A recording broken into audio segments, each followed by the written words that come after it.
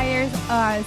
Here we are in season 3, extremely inspired as we round up our series. I am so excited to have somebody extra special with me here in the studio. She actually drove down from San Antonio, so about 4 hours to be able to record this live. And I cannot tell you how excited I am for you to hear her story. Today, we're going to talk not only about the journey inside of our transformation, but how this woman has lost over 100 pounds. So we have Miss Abby Martinez. How are you doing today, Miss Abby? I'm doing good. How are you? I'm doing great. Welcome. So tell us little bit of yourself, so everybody that's listening can hear you, where were you before Team Beauty? I know you've been, on the products for how many years? Going on to 10 years already. 10 years. So a decade taking care of yourself, right? Yeah. And so tell us a little of who you were prior to that. Before you found us, where was your life at? What did you do? And then we'll kick it off. Welcome to our podcast room. Thank you. So before I started the products, I was in your typical stay-at-home mom, watching novelas most of the time, just staying at home, just waiting for the husband to get home, right, with 2 kids. I had just had my baby and I had gained 80 pounds. So when I started the products, that's exactly where I was at. I was trying to lose those 80 pounds that I had gained. Yeah. And how did you find us? Online. On Facebook. Yeah. That's where my sponsor was at. That's where I got to her. And I was seeing how she was always full of energy. I think she had just recently gotten married, but she was always promoting this healthy lifestyle, this fitness. And so I had that little feeling that that's who I wanted to be, but I was nowhere near that woman. So I reached out to her, and 10 years later, here I am. So, prior to that, had you ever tried to work out? Had you ever had like an active lifestyle, or, what type of lifestyle were you used to prior to reaching out? Before that, so I had the typical, I would always start, but I would never finish. Any weight loss plan, from Special K to fasting to no carbs and, all those crazy meal plans that we hear about. But I would last maybe the most a week, and, I would never be able to stick around and get the results I wanted. Wow. And so, we're going to talk about your journey. You've lost, 100 pounds. You've kept that off. You've had baby in between, right? Mm-hmm. And so I want you to share with us, as we progress here in the podcast, what that mindset looks like, the journey that you've been on. Because why is Abby here, you guys? I just want to give you a little backstory. Abby is here because she inspires many coaches, many leaders. And so it isn't just about maybe doing it once. It's about being able to pick yourself up several times and then at the end still come out, achieving, triumph, victory, and being able to feel powerful, being able to feel empowered. And so you found us, right? And you said, I'm going to get started. What was that mentality? Was it like, oh, I'm going to start, and now this time it was a breeze? Or, tell me a little bit of those first couple months when you were in your journey, because you had to lose, obviously, 100 pounds, right? Mm-hmm. So you were someone that was overweight, maybe even obese, for your age. How old were you back then? Back then, I was about 22. Yeah. 22. Okay. And so were you always, overweight, or how were your teen years? When did that weight gain come into play? Now that you mention it, yeah, I think I've always, ever since I can remember, I've always had the mentality of I need to get skinnier. I need to be skinnier. Of course, as a teenager, it was a whole different mindset. It wasn't about what can I do to lose weight. It was just I need to stop eating. I remember at one time, I think I was 17, there was some diet pills, and I was eating absolutely nothing and drinking those pills, and ended up in the hospital, right? To try to get that fit body or that skinny body that we all try to when we're that age. So yeah, so it had always been a struggle. It had always been part of my life. Was that point your heaviest, or had you already dropped some, or was that point like that was my heaviest and I needed to do something? At 17, no. If I was to look, no, before you found us. Oh, yes, for sure. After I had my son, you have like your 1 week checkup with your doctor. She weighed me in, and I could not believe the weight that I had been on. And I just remember thinking, wow, if I don't stop this, I'll be at 300 pounds by the time I know it. And yeah, so that was definitely my heaviest. Yeah. Okay, awesome. And why do I want to know this? Because, you guys, as you're listening to the podcast, I think one of the things that, us women, like, how do we get empowered? How do we feel motivated? How do we, actually get that little itch in our belly where it's like, I'm going to do this week, right? Whatever area of life you want to listen as, what is it from her story that I can apply? And so many times we can relate, right? Regardless of where we stand. And so, Abby, now, you come, you're like, let me get started, and tell us your testimony. What happened? So one of the things that I feel that made a huge difference was the part of you stop doing this alone. And a lot of us start this journey not just alone, but we have people that think you're never going to do this. So I remember one specific story that I was packing my clothes. We were moving houses, and I had family helping me pack. And I remember thinking, I'm not getting rid of all my jeans that I had before my pregnancy because I'm going to fit in them. And I mean, you're talking about 80 pounds heavier. There was a huge difference from who I was before my baby. And I remember that family member just laughing and being like, that's never going to happen, right? And now to be able to say, not only did I fit in those jeans, now they fit me big. Boom. Yes. So, so sometimes not only are we doing this alone, but we have to fight those negative comments as well. And if we're facing that by ourselves, it's something very hard to do. So I remember with my sponsor, when I explained to her where I wanted to be and I told her what I wanted to lose, she's like, this is what we're going to do and we're going to get it. And, and her excitement and just her telling me that we're going to make it happen, that was more than enough to be able to spike something up where this might be it. This might work. And and it definitely did. So what was that journey like? First month, second month? Tell me about it. First month. So the first 3 months I was very motivated, very inspired. The workouts, the team, doing everything together. I was part of everything. I wasn't just watching it. Sometimes we do that in Team Beauty, right? We join and then we kind of feel like I'm too shy, or they're not going to want to hear my opinion, or, and it's no, become part of it. Understand that you're part of it and we want to hear your voice as well. So, and I've noticed the difference where I have certain issues in my personal life going on and I pull away a little bit and it helps me at all. It does not help whatsoever. So, being connected with Team Beauty like that is very important. I remember one time getting out of the 200 pounds was one of my goals, and it was a hard one. It was up and down. So it was from 200 and what? Where did you start? I was at 268. So then I get to 200, and I'm at 203, 205, 202, 204, right? Like back and forth. And I remember thinking, one of those breakdowns where this might not be for me. And you're 60 pounds down already. And I'm 60 pounds down. Exactly. We forget how far we've come. We're just looking at where we want to be. And I just remember one of our chats, one of the girls posted that she had finally broken the mark of 300 pounds. That same morning that I was like, what am I thinking that I can actually do this, being able to get back to before my pregnancy. But then you see messages like that and she's so excited and she's so motivated and she's so, and it's like, okay, like what am I, it kind of brings you back to how powerful we can be and how inspiring somebody else can be. And and I remember maybe about 2 weeks later, I hit 198 and it just keeps going. And how was that feeling when you hit the 198?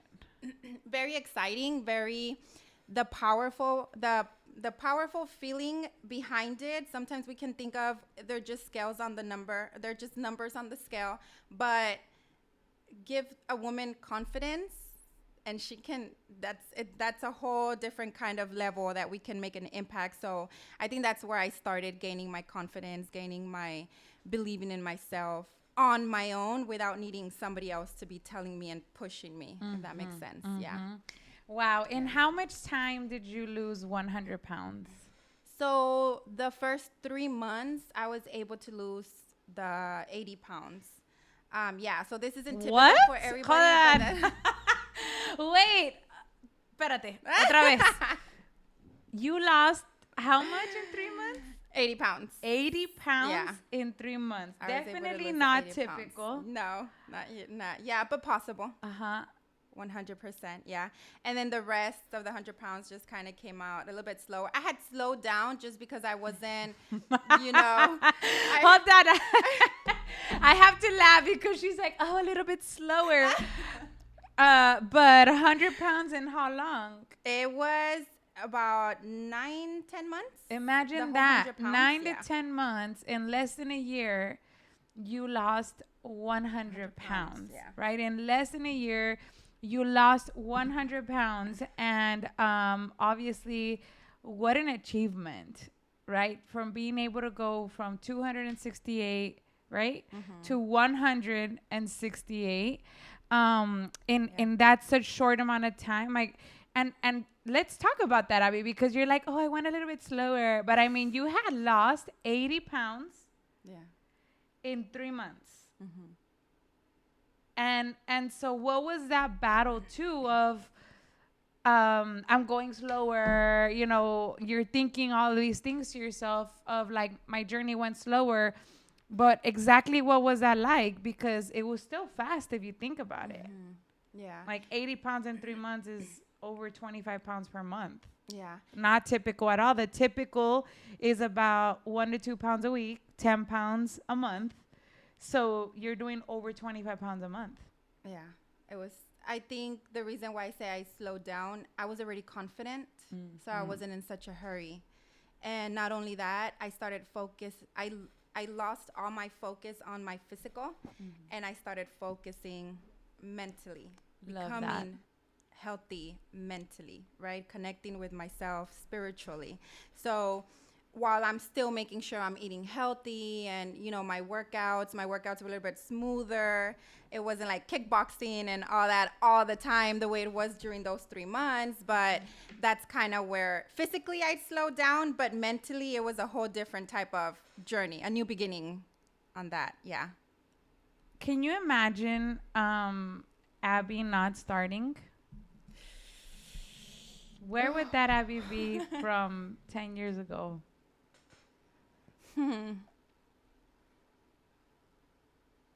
Oh, wow.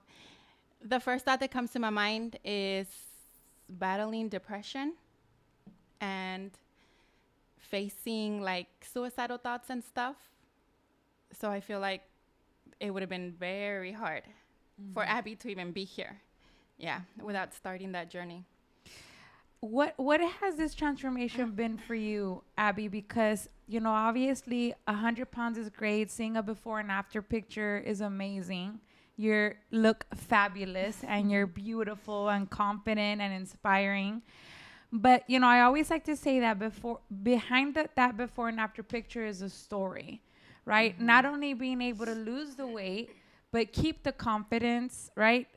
Keep the journey, keep the lifestyle, and be a full circle, successful, happy woman, right? And so what did that story look like for you? Was it, a lot of times I feel people can perceive it like, woo, like I see, like I started working out, I lost weight and I'm amazing. But we have this thing called life behind us that we battle every single day. And that I love how you mentioned about the mental work and the spiritual work.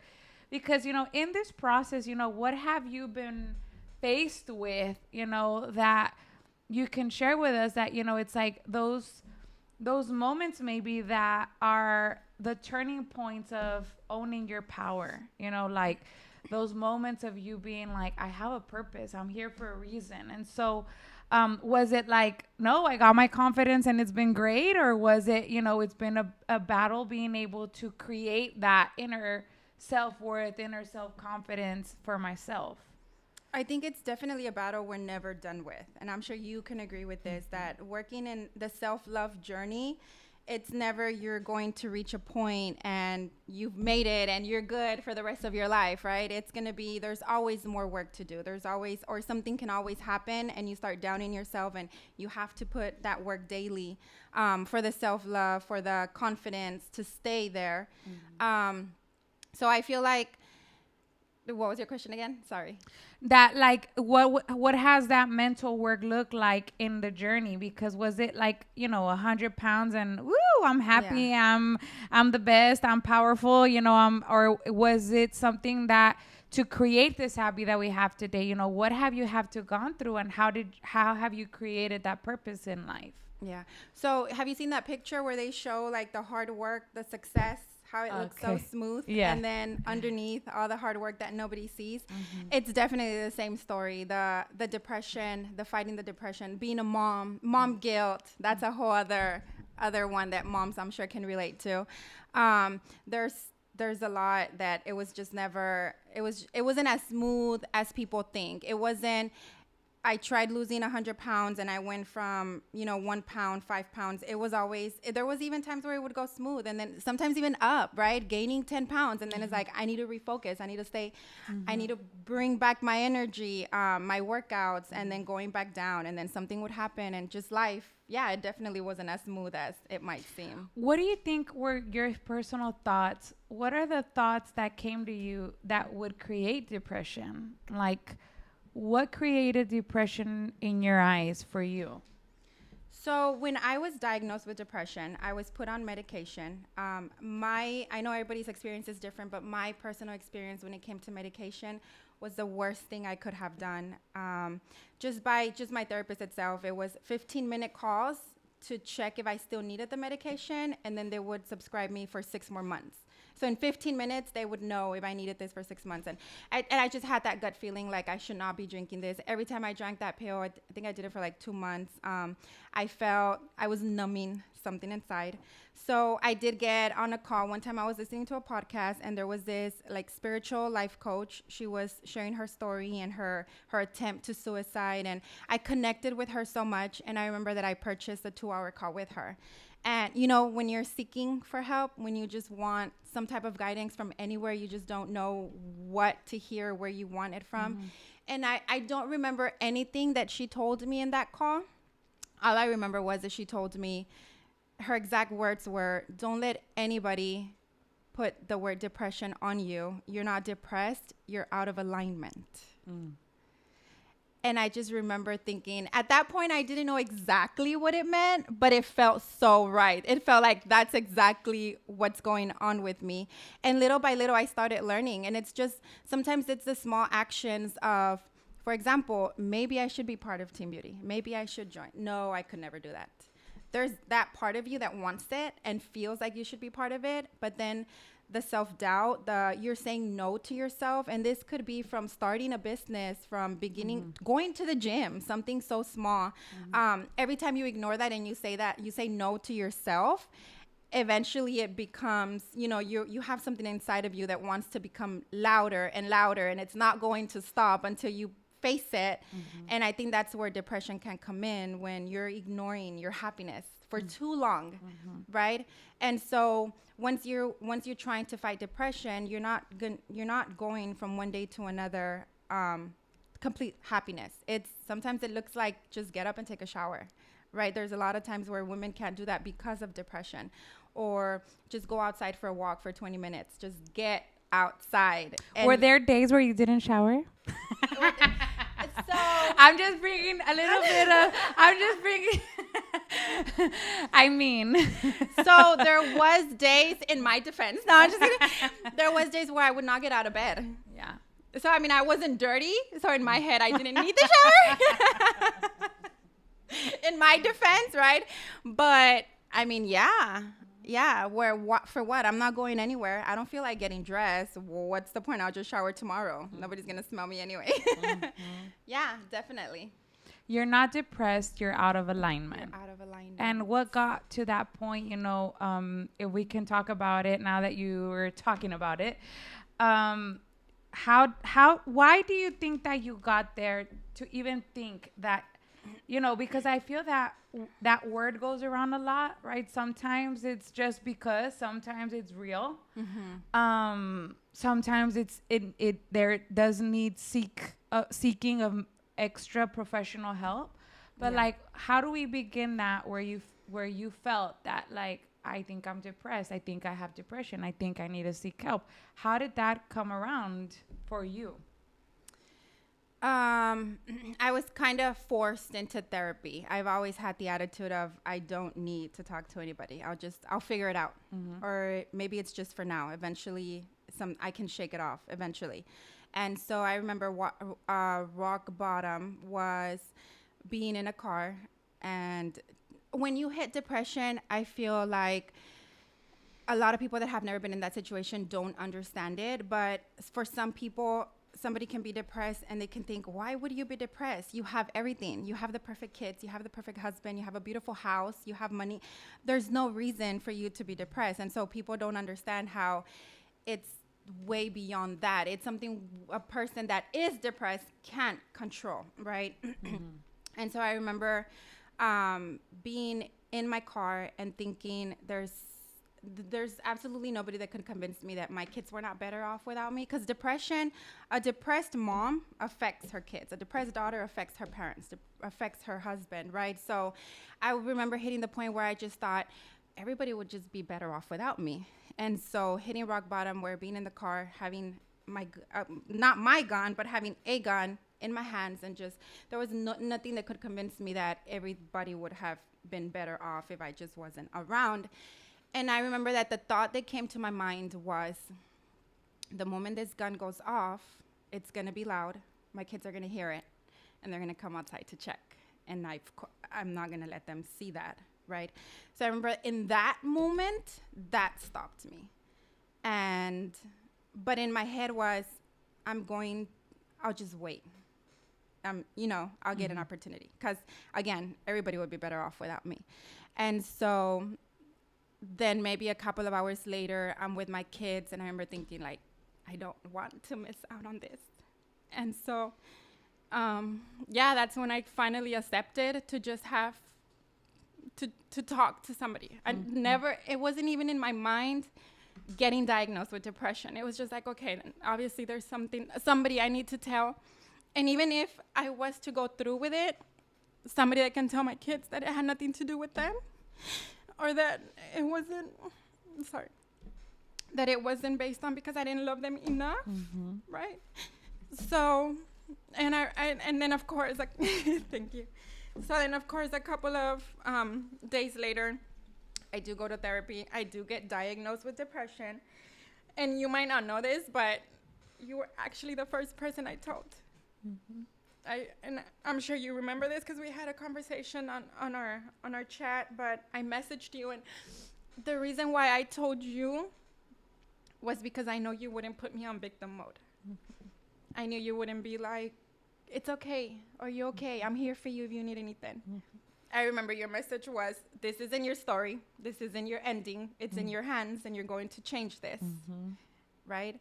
And so a couple years later, I changed it. And you're here sharing. And I'm here. Yes. Yeah. And so, obviously this podcast was not about depression, right? But it's so like, we're crying, but at the same time, I could tell you that, I have, the tears of also joy and healing, where when you come to the point where you can actually speak in public about this and share your story, there is somebody on the other side that is listening that, understands that this isn't the end, right? That there is an opportunity to heal, to grow, to seek, to find.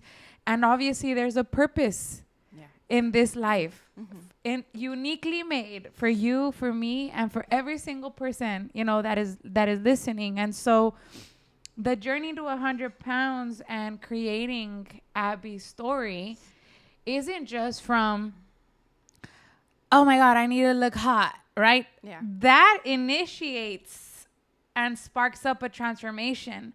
But as you continue to seek and become and create, right? Like what made you happy, right? You start to discover these things of becoming a mother, becoming a wife, creating a relationship, creating your success life, you know, all of these things. And so that's why I asked, right? Because it's like you lose 100 pounds and then what? Like, who are you? And that's so important, because in the journey, it's not just like that, right? And your story is so powerful, how not only you were able to stop that because of the love for your children, right? But also what happens next, right? After that, you know, what happens next? How have you created? I mean, today we see you on social media, right? Obviously, she's in San Antonio, you guys. So you're up early, you create these habits of living a healthy and active lifestyle, right? You're active, you work, you're with your children, like you look absolutely beautiful and amazing, you're happy. And so how did you begin to create those steps to get to that point, to start to leave, you know, how you said, right? Like the medication to heal, like how did that work out for you? I started putting myself first without shame. I started paying attention to, so what does Abby want to do today? It's not, so what do my kids want to do? What do they need to do, right? It's more, what would 1 hour for today that I would have fun doing by myself?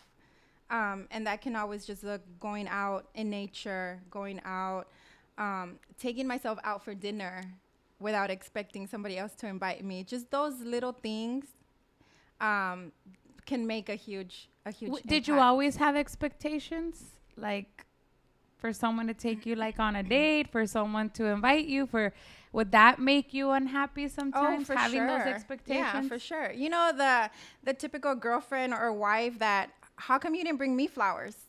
You haven't brought me flowers in so long, right? I try to do almost every Sunday. I get myself my own flowers, and they're in my restroom next to. I have my pot since my room's upstairs. First thing I wake up, I drink my tea, so I have my pot upstairs, and I have my fresh flowers right there. And so the thought of nobody gives me flowers, it's okay, right? We don't need that, like Miley Cyrus says, right? So you can't pour from an empty cup. And if you are, you're doing it with some kind of, not anger, but like despecho, right? I don't know how to express that in English. Despecho. But yeah, so you can't pour from an empty cup happily. It's going to be like, right, Jerry needs this. I haven't even worked on my cup. It's like, oh, okay, fine, I'll go help. Yes, Jerry, of course I'll do that for you. Oh, I have to. And then you come back to your dark. Exactly, because you're putting yourself last again. Versus if you filled up your cup and you need my help, I'm more than happy to. Like, I took care of myself. I can more than happily take care of you too, anything that you need. And so the way it starts for me is 4 a.m. before my kids wake up, because once they're awake, there's no way I can have my peaceful How many time. kids do you have? So I have 3. Yeah. A 3-year-old, a 10-year-old, and a 14-year-old. So they keep me busy. Yeah. So I wake up at 4 a.m. I'm at the gym at 5. Come back 6 a.m. We start the routine, getting ready for school, dropping them off, breakfast, all that good stuff, and then it goes on, work and all of that. And so from 4 to 6, it's all about me. And I love it. That's how I start my day, and that's how I recharge myself. Yeah. How long have you been having this routine for? 4 a.m. It's been on and off. I'll have my days where I slack off, but a consistent manner, in a consistent way. It's been about 2 years. 2 years. It's been about 2 years that I've been more consistent with it. Yeah. That's awesome. So you've got that routine that you started. You started eating out by yourself. Was that weird? At the beginning, it was, but I was able to tune into my feminine side a lot, right? What does that mean? When you're running a business, and when you're working out, you're strong, you're powerful, but there's a side of me that just wants to like just relax, get a massage, go get my toes done. I don't want to be powerful and strong. I just want to be beautiful, right? And so and delicate. Exactly. So that's what these fancy dinners were. And I mean, a fancy dinner, even if it's an expensive restaurant for one person, it's what we spend in our nails in 1 hour. So it's definitely worth it. So how would you set that up? I'm curious. Believe it or not, I've never done that for myself. Never done that for you? No. There's how does that look? Like, what do you tell yourself when you're getting ready? So as beautiful as I can look. There's many ways that I self-love, right? But like a dinner with my own self, I've never done that. Not even when I was single. Every time you get yourself beautiful to go out for dinner, it's always with somebody. Why not for yourself, right? I just want to look beautiful for nobody. It's for me. It's not for the camera. It's not for social media. It's just for myself. And it's funny because it's been a couple of times where I'll even have drinks brought up to me just for free, or the waitress like they can feel some type of energy, and it's like, girl, like, I got you. You don't have to worry about this, and I just have to pay for the tip. Or, and it's just because of the energy that you're giving out. Obviously, me letting myself feel a certain way gives permission for somebody else to feel that way too. And so I've been able to, it's an experience every time I go, but I love it. I love it. That is awesome, Abby. I mean, you're talking to women, and we're talking about, the true empowerment, because it isn't just about holding a guard and saying, I'm strong, I'm powerful, I can, I am, I will, I do, I this, I that, right? It's about truly being able to share your story, being vulnerable, being delicate, being beautiful, being as you are. Because I do know that many that are listening are going to be like, yes, I need that. Thank you. Me too. And so, the journey to 100 pounds, there's a lot of people right now that are in their journey, right? We're about to celebrate at the Boots and Bling Rodeo. And they're currently in their journey. It doesn't matter if it's 10 pounds, weight gain, weight loss. It's a journey.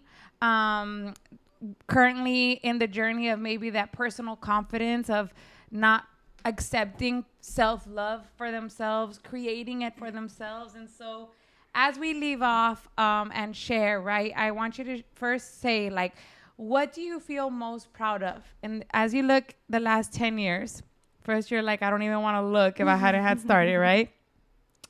As you look in these 10 years, what about Abby are you most proud of? I think it would be learning to sit with my pain, because that's definitely where all this strength that people see now has come from.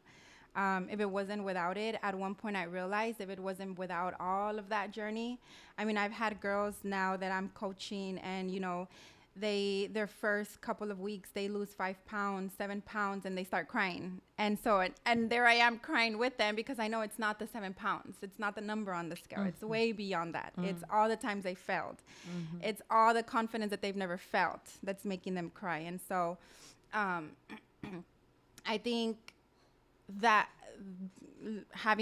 being able to sit with all that pain and pushing through and not letting that break me has definitely been one of the things I'm proudest of. Yeah. And what would you tell all our listeners as they take on this week?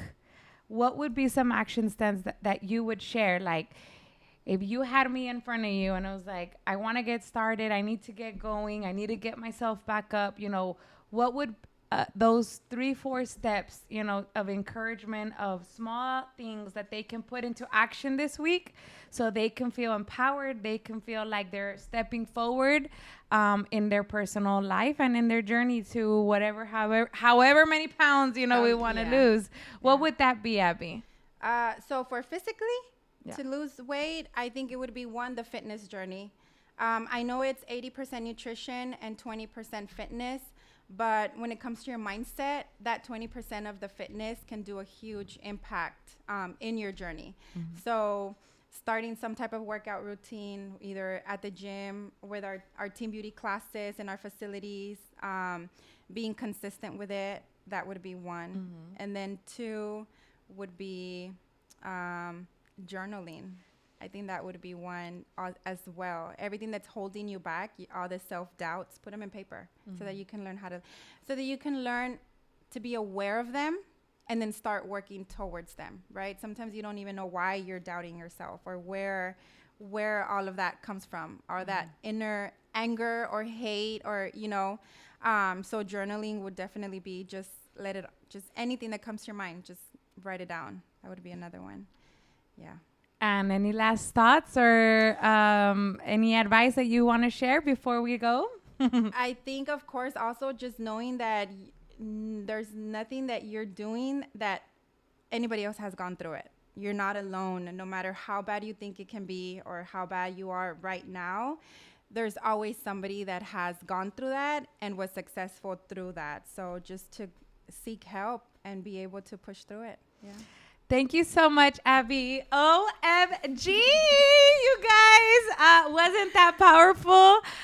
We have somebody beautiful, powerful, victorious, alive. Okay? You're alive. You have a big purpose. You just finished inspiring many women, you guys. If you feel powerful after today, I want you to reshare the podcast. Tag us, tag Abby, tag Team Beauty Official. Let us know that you just stopped listening to this podcast. And of course, always open up and share your takeaways because we love to hear that. Abby, thank you so much for your time. We're going to continue watching your journey because this is just the beginning.